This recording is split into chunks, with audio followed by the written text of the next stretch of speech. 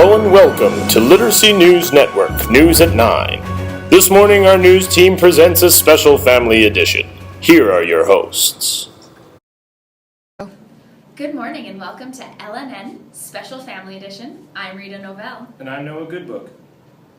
On today's edition, we are exploring the question, what are schools doing to promote family and community literacy inside the classroom? That's right, Rita. And we're also looking at the question, what are schools doing to promote family and community literacy outside the classroom? As is standard for all our special edition broadcasts, a panel of literacy experts will join us at the conclusion of our show from all around the world. We will hear a school climate report from Paige Turner. Lively Stories will give us a traffic update on parent activity in schools. Next, our live correspondent Iona Kindle will discuss the limitations of our question and speak to what we did not see. Thanks, Rita. But first, let's give our audience an update on what we did see with respect to family and community literacy inside and outside the classroom. Well, Noah, I saw lots of things inside the schools to promote family and community literacy. Tell me about them, Rita. Well, Noah, I'll give you some examples.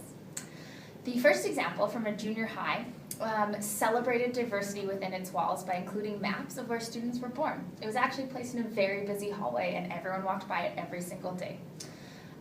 This specific school had 231 students who spoke 51 different languages. 51. Yeah, I know, Impressive. it's shocking. This clearly encouraged multiple languages within the school. This same school also invites the community into their walls by hosting a celebration of diversity night. They also connect the school to homes through the newsletter, which features student work. The second example comes from a charter school, where a parent vote was actually held to determine the second language taught in class. This vote determined Spanish to be more valuable to the student population than French.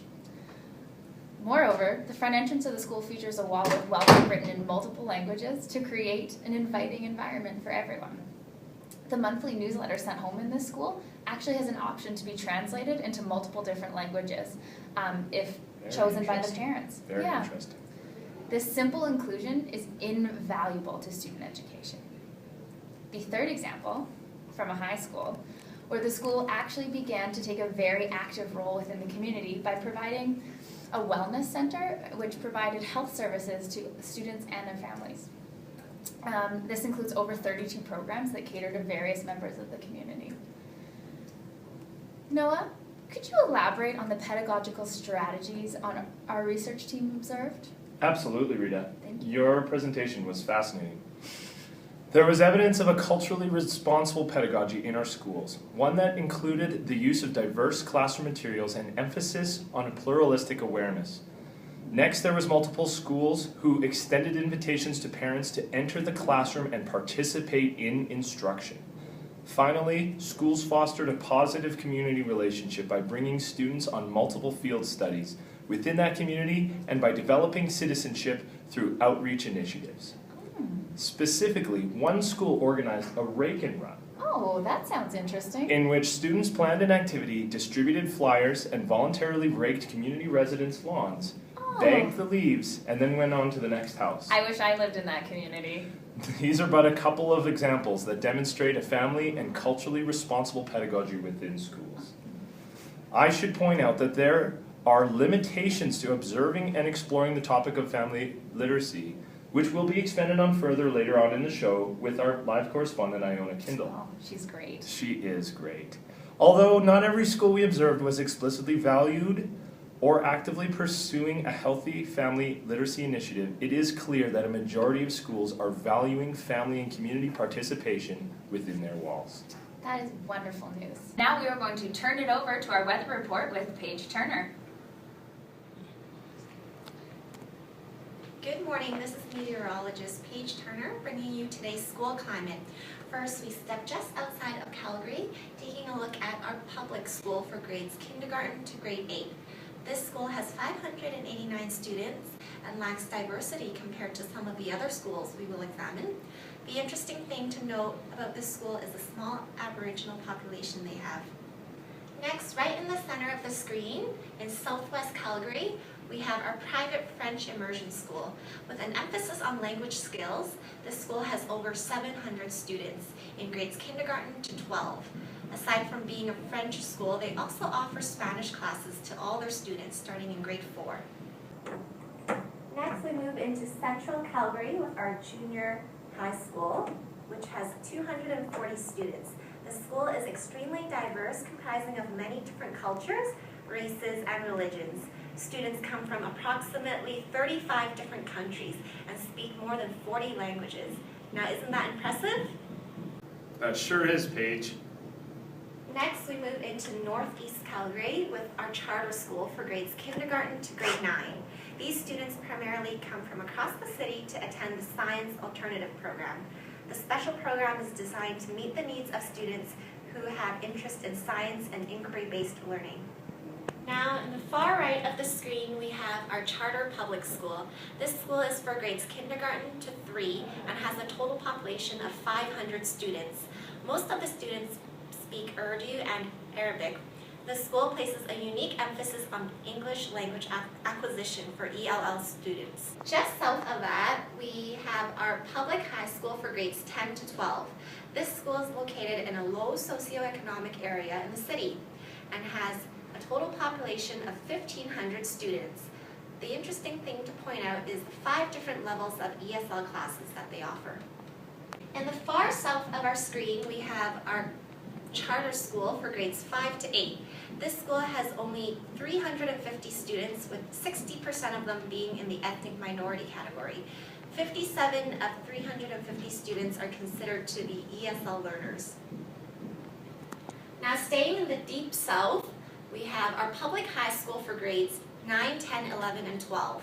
This school has a total population of 1,300 students and is one of the few schools that offer full complement of TLC academic programs for grade 9. These programs include gifted and IB programs. And now back to you, Rita and Noah. Thank you, Paige. And now to our very own lively stories for a report on parent traffic in schools. Thank you, Rita and Noah. Here we have a simple representation of all the schools we've been to.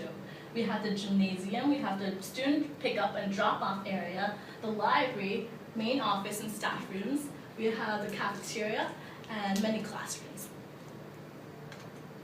At 8 o'clock in the morning, we see a lot of parents drop off their kids to school, but not a lot of parents do that because we see that many students use the school buses to get to school. In the morning, we see a couple of parents in the classrooms just for field trips.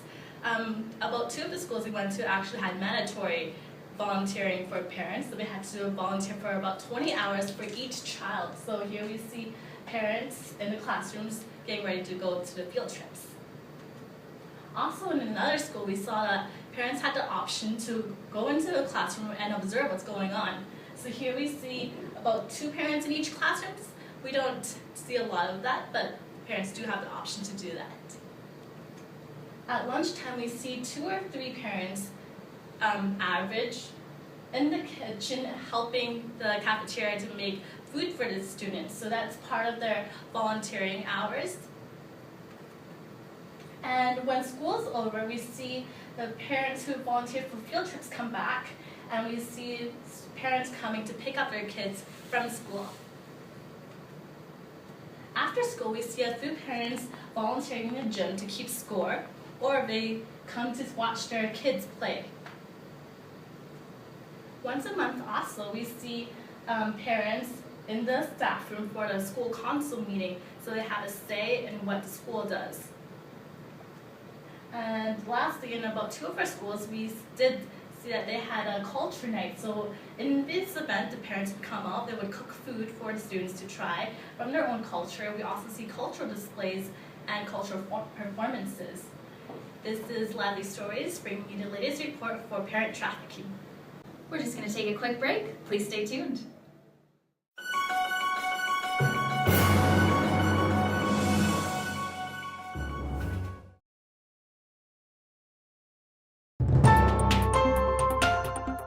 I've got my news. אלה החדשות שלי. Ida moje новости. नमस्कार, हमारे आज के समाचार में Today, natindig kutoy. Ito ang aking balita. Das ist mein Nachrichten. Astăzi este o nouă știre pentru România. Zesiyodek Sanman. السلام عليكم. أنا من المغرب، جئت إلى كندا حوالي سنتين. هذه أخبار لي. This is your news. Wherever you are, Literacy News Network.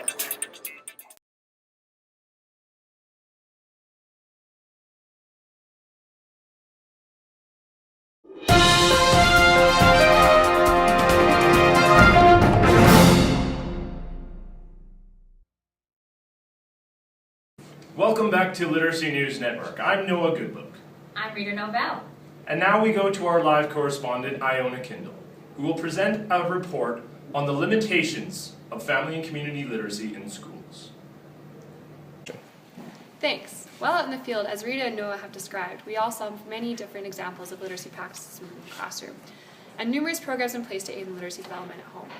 However, due to the nature of our field observation, gathering evidence on family and community literacy and literacy development as it exists in individual households proved to be difficult. Another major difficulty that we observed surrounding this topic was a dependency on parent involvement that exists in the creation of family and community literacy practices.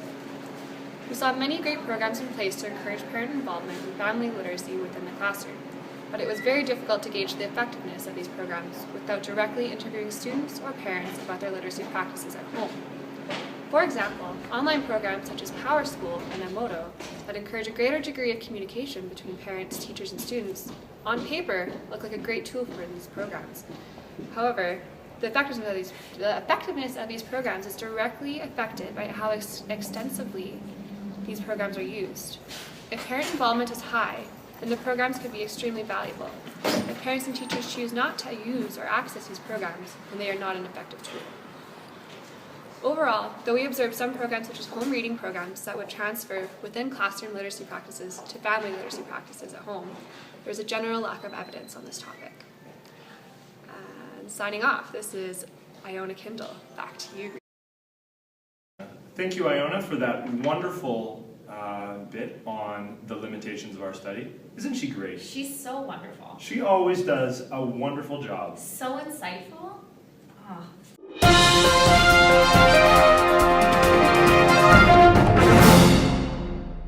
And now the part of our show that you've all been waiting for, our literacy expert panel. I want to thank you all for coming this morning on such short notice. Why don't we start with you, Jim? Can you bring us some words of wisdom from the research you've been doing? Well, hello there. Selena, my co-author, and I just really wanted to emphasize that there are many types of literacy activities.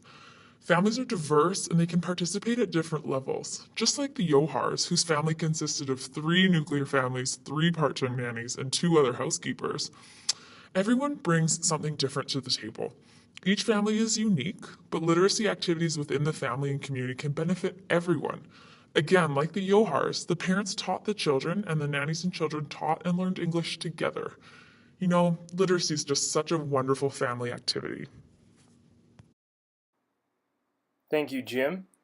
We now go to Ms. Catherine Compton-Lilly, who will be sharing some of her research with us. I am a teacher researcher, and I've been working on a longitudinal study about literacy in families for the past 10 years or so. Teachers, I want you to rethink your assumptions about students and their families. Just because the student is not doing well academically or lives in a low SES area does not mean that the parents are illiterate. From my research, I learned 7 striking lessons about the families of my students. I challenged teachers to seek ways to learn about the families of their own students. By listening to parents and their children, we begin to conceptualize possibilities and solutions that recognize the strengths of families and the potential of children. Wonderful. Ms. McTavish, you have the floor. I want to highlight the importance of out-of-school literacy in the home. Analysis of my data revealed that socioeconomic status, or residential location does not determine a child's literacy background, and that great variation exists in diverse families. Many families are able to provide activities to support the development of critical early literacy concepts in their children. I believe that teachers should work together with the home, school, and community to help children develop literacy knowledge. Thank you, Mrs. McTavish. On to Mr. JC Ippolito. JC? JC? Hello, JC? It appears we lost him. Senor Cordova, welcome to the show. Buenos dias and muchas gracias for having me. In my research, I show just as the various levels of bioecological model interact with each other, so do various learning communities. Essentially, I show that transformative educational power is unlocked when students occupy not just one, but many communities, just like a Venn diagram. I speak also on the dangers of entrenching boundaries between school life and family life and social life. If these areas of a student's ethos are considered to exist independently, then the transformation into ethical citizens is inhibited. In conclusion, I have one piece of advice for your viewers. Encourage students to be simultaneous residents of not just one, but many and every community they occupy. Then and only then will you unleash their true potential. Thank you to our expert panel for providing that valuable advice and insight into our topic. Well, I'm going to send you guys to a live location. Our field research team actually has a super fun activity planned for this literacy class.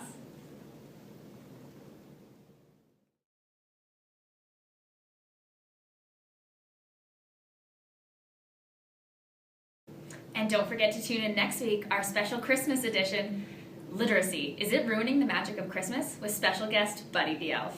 Until next time, keep reading, Calgary.